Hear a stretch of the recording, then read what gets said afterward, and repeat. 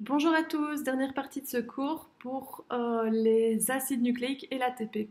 Alors les acides nucléiques par définition, eh bien, c'est des molécules qu'on retrouve dans le noyau, mais en fait ils peuvent pour certaines sortir du noyau comme on le verra par exemple pour l'ARN. En revanche l'ADN lui il reste toujours dans le noyau. Alors les nucléotides sont faits, pardon, les acides nucléiques, excusez-moi, sont faits de petites sous-unités qu'on appelle les nucléotides. Et dans un nucléotide, on retrouve trois parties, vous devez vous en souvenir de l'année passée, je l'espère. On retrouve deux parties qui sont communes sur trois. D'abord le phosphate, PO4 3-. Ensuite, le sucre qui peut être variable si on a de l'ADN ou de l'ARN. Dans le cas de l'ADN, c'est du désoxyribose. Dans le cas de l'ARN, c'est du ribose. Et enfin, on retrouve une base azotée qui peut être variable. Dans l'ADN, elle peut être de 4 types, soit A pour adénine, soit T pour thymine, soit C pour cytosine, soit G pour guanine. Dans l'ARN, attention, il n'y a pas de T, ça va, quel que soit l'ARN, parce qu'on va voir qu'il y a différents types d'ARN. Il n'y a pas de T, donc pas de thymine, mais à la place, il y a de l'uracile qu'on note U. Ok ? Alors, je prends la page 36 avec vous. Donc, on dit ici que les nucléotides sont composés de trois parties. Ici, on a un groupement phosphate qui explique que la molécule d'ADN soit chargée négativement. Ici, comme il n'y a pas d'oxygène à ce sucre, eh bien, on va pouvoir dire que c'est, en l'occurrence, du désoxyribose. S'il y avait un O en plus, on dirait que c'est du ribose et qu'on est dans de l'ARN. Là, on est visiblement dans de l'ADN. Et là, nous avons une base azotée au choix, A, T, C ou G, vu qu'on est dans l'ADN. Alors, une petite remarque, vous voyez que le sucre ici, le désoxyribose, eh bien, les 5 carbones du désoxyribose sont numérotés. Alors, ici, on numérote aussi les carbones de la base azotée 1, 2, 3, 4, etc. Pour avoir une autre numérotation, ici, on utilise un prime, d'accord, pour le premier carbone qui lie la base azotée, 2 primes pour le suivant, 3 primes, 4 primes et 5 primes pour celui qui lie le phosphate.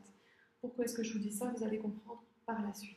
Ça va? Donc 1 prime, c'est celui qui lie la base azotée et 5 primes, c'est celui qui lie le phosphate. Alors, comme je vous l'ai dit, les bases peuvent être de 4 types pour l'ADN, A, T, C ou G, et aussi pour l'ARN, sauf que dans l'ARN, il n'y a pas de T, mais il y a des U. Alors, vous voyez, les bases A et G, elles ont 2 cycles, d'accord? Comme elles ont 2 cycles, on parle de base purique ou de purine. Tandis que T, U, ARN, ADN, et C, donc un seul cycle, on parle de base pyrimidine ou de pyrimidine tout simplement. Ok? Vous savez qu'il y a complémentarité de base dans l'ADN, l'ADN formant une double hélice, ce qui a été découvert par Watson et Crick, ce qui leur a valu d'ailleurs le prix Nobel de médecine. Et vous savez que dans cette double hélice, A est toujours en face de T parce qu'ils sont liés par 2 ponts hydrogènes et C est en face de G parce qu'ils sont liés par 3 ponts hydrogènes. On va voir ça plus en détail. Alors, l'abréviation d'ADN, ça j'espère que vous vous rappelez de ce que ça veut dire. ADN, ça veut dire acide désoxyribonucléique. Ok?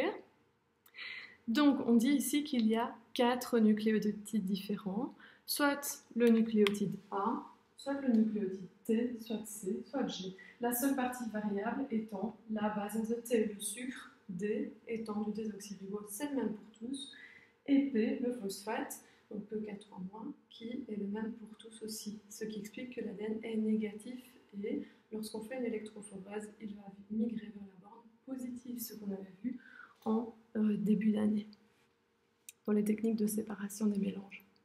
Alors, quand on a une chaîne de nucléotides, eh bien, on a un brin. Alors, les brins vont s'associer de manière, les 2 brins vont s'associer de manière complémentaire, comme on l'a vu. Pour A et T, on va avoir 2 ponts hydrogènes entre A et T, et ici entre C et G, nous aurons 3 ponts hydrogènes, ce qui fait qu'on peut avoir une molécule d'ADN double brin. Alors ici, cette molécule, cette double hélice, elle a été, déroulée, mise à plat pour qu'on montre un petit peu sa structure. C'est ce que vous avez dans le cours à la page 38. Ici, vous avez la molécule d'ADN. Alors évidemment, c'est qu'un petit morceau, hein, bien entendu. Pensez qu'on a 3 milliards de paires de nucléotides dans notre ADN, nous les humains. Donc, ici, c'est notre molécule d'ADN et elle est constituée d'un brin d'ADN et de son brin complémentaire, donc BRIN. Donc, on a un brin d'ADN et un autre brin d'ADN. Et alors, si on regarde de plus près, P, c'est le phosphate. Ici, le G représente une base azotée, la guanine en l'occurrence, mais c'est une base azotée. Et ce qui est en jaune, c'est le sucre, en l'occurrence du désoxyribose. Entre les deux, nous avons les ponts hydrogènes, 2 entre A et T et 3 entre C et G. Alors, les deux chaînes d'ADN sont antiparallèles. Ça, c'est un peu plus... pas compliqué, mais vous allez comprendre. Je vous ai dit tout à l'heure qu'on numérotait par 1, 2, 3, 4, etc. les carbones qui sont dans les bases azotées, A, T, C, G. Donc pour faire la différence, on numérote aussi les carbones qui sont dans les sucres, dans le désoxyribose, par 1', 2', 3', 4' et 5', vu qu'il y a 5 carbones dans le désoxyribose. Et donc ici, on a le carbone 1', celui qui est lié à la base azotée, 2', le suivant, 3', 4', et ici, 5', celui qui est lié au phosphate. Et bien vous voyez ici, donc, que pour le suivant, donc on va mettre 1' ici, 2' ici, 3', 4', 5'. Donc si on regarde ici, on a l'extrémité 3' dans le sucre, à une extrémité, et à l'autre extrémité, un phosphate qui montre l'extrémité 5' d'un sucre. Si on regarde sur l'autre brin de l'ADN, et bien ici, on a 1', 2', 3', 4', 5'. Pareil, 1', celui qui est lié à la base azotée, 2', 3', 4', 5'. Et bien, vous voyez au final que, eh bien, on dit pour ça que les brins sont antiparallèles, puisque une extrémité se termine par 3', tandis que celle en face se termine par 5'. Et de l'autre côté, c'est l'inverse. Donc, l'extrémité 5' est en face de l'extrémité 3'. Ça va ? Ça va avoir son importance plus tard quand on va voir la réplication de l'ADN. D'accord ? Donc, essayez déjà de bien comprendre. Donc, les deux brins sont ce qu'on appelle antiparallèles. Ok ? Donc, ça nous donne un schéma en double hélice. Alors, ici, on a représenté A et T en vert et C et G en bleu et en jaune avec la complémentarité des bases. Et on montre bien que l'extrémité 3' d'un brin est en face de l'extrémité 5' de l'autre brin. Et inversement de l'autre côté, donc le brin qui se termine par 3' ici, si on le suit jusqu'au bout, de l'autre côté c'est 5' et pour l'autre brin 3'. Ça va, je sais que ça ne vous parle pas beaucoup pour le moment, mais sachez-le déjà pour la suite si vous voulez. Voilà pour notre molécule d'ADN. Alors passons à l'ARN. ARN signifie acide ribonucléique. Autrement dit, eh bien, dans son sucre, on n'a pas du désoxyribose mais du ribose, donc on a un oxygène en plus. Alors, il y a 4 grandes différences entre l'ADN et l'ARN. Je viens déjà de vous dire une différence. Le sucre n'est pas le même, ce n'est pas du désoxyribose, mais c'est du ribose dans l'ARN.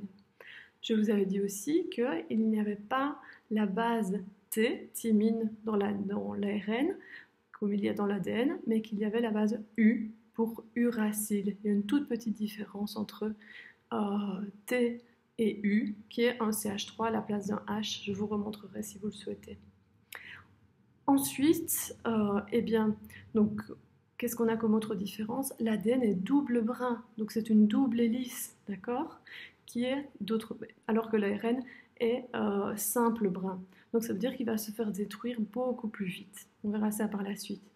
Et alors, une autre grande différence, c'est que l'ARN, il est beaucoup plus court que l'ADN, d'accord? Beaucoup plus court. L'ARN, si je parle de l'ARN messager par exemple, eh bien l'ARN messager c'est la copie d'un gène, autrement dit une recette pour faire une protéine. Donc un tout petit morceau de l'ADN, tout petit. Donc on ne recopie pas tout l'ADN, mais une toute petite partie qu'on appelle un gène et la copie s'appelle l'ARN messager. Donc il est plus court. Voilà nos 4 différences. Donc si je regarde ici, ben voilà, nos 4 différences. L'ADN est double brin. Le sucre n'est pas le même, vous voyez qu'il y a un oxygène en plus dans l'ARN que dans l'ADN. Donc le sucre n'est pas le même, c'est du désoxyribose et du ribose dans l'ADN. Double brin dans l'ADN, simple brin dans l'ARN. Il est plus long, l'ADN est plus long que l'ARN, même si ça ne se voit pas sur cette figure. Et enfin, la base thymine est un petit peu différente par rapport à la base uracile. La seule différence, c'est qu'ici, il y a CH et ici, il y a CH3 au lieu de H. Ça va? Pourquoi? Je ne sais pas. C'est le résultat de la sélection naturelle. Voilà. Les autres bases auraient pu être différentes aussi, hein, d'accord? C'est certainement une mutation qui a créé ça. Alors, il existe 3 types d'ARN dont les rôles sont différents. Nous, on a parlé jusqu'à présent, je pense, que de l'ARN messager, en tout cas en S5. L'ARN messager, vous connaissez son rôle, c'est une copie d'un gène, donc d'une recette qui va servir à fabriquer une protéine. On va lire de 3 lettres en 3 lettres à partir de codon start. Donc ça, CO, ça veut dire codon, et on va à chaque fois donner le bon acide aminé grâce au code génétique. On reverra ça évidemment un peu plus tard. Et il existe 2 autres types d'ARN. Alors, je vais parler de celui-ci parce que c'est celui dont on reparlera le moins. Ici, vous avez peut-être reconnu un ribosome. Eh bien, un ribosome, c'est fait d'ARN aussi. Pas d'ARN messager, mais d'ARN ribosomial, d'où le rRNA, autrement dit ARNR en français. Donc, eh bien, c'est des chaînes d'ARN qui forment le ribosome. Les ribosomes sont assemblés au niveau du nucléole dans le noyau. Alors, les ARN de transfert, d'accord, donc ARNT, eh bien ça on va en reparler par contre plus tard, parce que ce sont eux qui vont apporter les bons acides aminés au niveau des ribosomes en face des codons de l'ARN messager.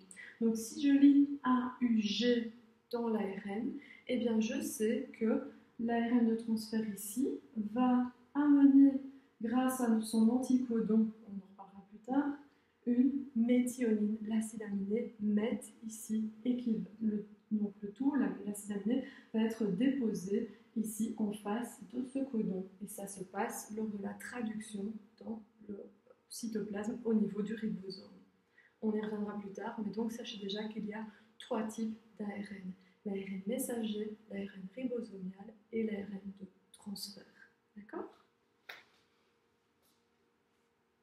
Alors, le rôle des acides nucléiques, pour terminer avec ça, eh bien, le rôle de l'ADN, c'est de maintenir l'information génétique, donc, qui nous est différente pour tous, pour toutes les espèces et pour tous les individus, qui est différente chez tout le monde, sauf chez les vrais jumeaux.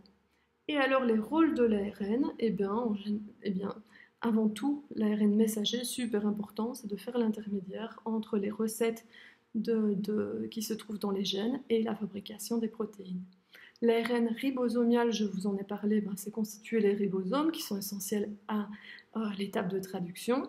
L'ARN de transfert, c'est transférer les acides aminés sur les ribosomes, les bons acides aminés sur les ribosomes, et ça, je vous l'ai dit, on y reviendra plus tard. Voilà, j'espère que vous avez compris cette leçon. Alors il nous reste, oui, juste une chose à voir, je ne sais pas si je la rajoute, c'est l'ATP. Je la rajoute, ce n'est pas un acide nucléique, l'ATP, c'est la molécule énergétique de la cellule, vous la connaissez. Donc ATP, ça veut dire adénosine triphosphate.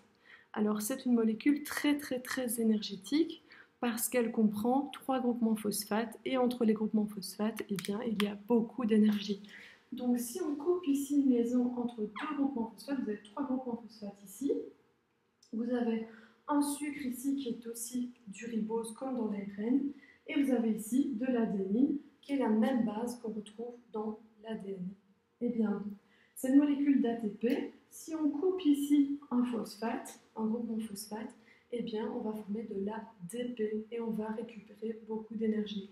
Voilà pourquoi cette molécule est la fameuse molécule énergétique de la cellule. Donc, c'est composé de quoi? L'ATP.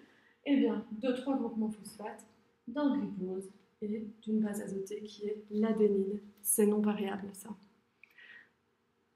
Donc, comme je vous l'ai dit, c'est des liaisons hautement énergétiques. Donc, l'ATP et l'ADP, eh bien, hop. Donc, si on coupe ici, on récupère de l'énergie et on va former de l'adénosine diphosphate plus un phosphate inorganique.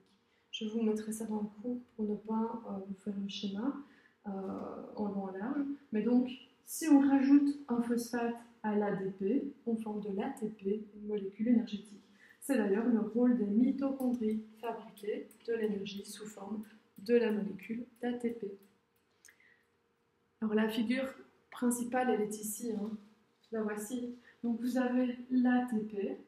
Si on hydrolyse l'ATP, c'est-à-dire si on coupe l'ATP en présence d'eau, on récupère de l'énergie. Donc quand la cellule a besoin d'énergie pour une réaction chimique, elle va couper un groupement phosphate. On va se retrouver avec de l'ADP plus un groupement phosphate inorganique. Et ce groupement phosphate inorganique, si grâce aux mitochondries, par exemple, on peut faire la respiration cellulaire, eh bien, on va recoller l'ADP et l'ATP. Ça va, ce sera un chapitre que vous verrez en 7e bio 4. Et donc, on va former à partir d'ADP et de PI de l'ATP. Si j'écris la formule simplifiée, ben, ça va être ici. Ah, je l'ai écrit en rouge. ATP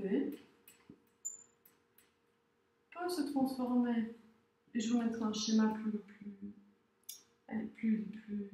complet dans votre cours, peut se transformer en ADP plus un phosphate.